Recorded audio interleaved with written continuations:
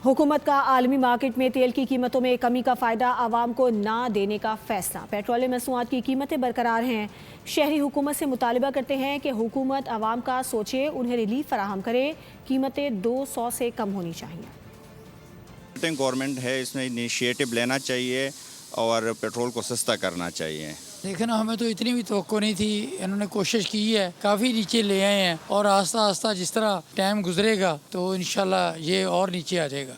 आलमी मार्केट में तेल की जो कीमतें कम हो रही हैं और हुकूमत को भी चाहिए कि अवाम को रिलीफ दे और तेल की कीमतें कम करें, क्योंकि बेचारे गरीब जो हैं वो गुर्बत की चक्की में पिसे हुए हैं, बेरोज़गारी की चक्की में पिसे हुए हैं। पेट्रोल जो है हमारे मुल्क में 200 से भी कम हो जाना चाहिए था, मगर जो है हमारी हुकूमत जो है पता नहीं IMF का दबाव है या किसका दबाव है, पेट्रोल की कीमतें कम नहीं कर रही। प्रोग्राम मनमानी कर रही है, गरीबों को नहीं देख रही है। इस टाइम जो है पेट्रोल 180 से 160 के दरमियान होना चाहिए। पता नहीं क्यों नहीं कर रहे हैं, आवाम का कोई नहीं सोच रहा। लोगों की उम्मीदें थी कल गवर्नमेंट से कि शायद कोई 5-10 रुपए या 15 रुपए कम होगा। गवर्नमेंट ने अपनी जो है वही पुरानी कीमतें बरकरार रखी, लेकिन इस बरकरार रखने का कोई फ़ायदा नहीं, ना इस सस्ता करने का मुझे कोई फ़ायदा मिला हुआ है।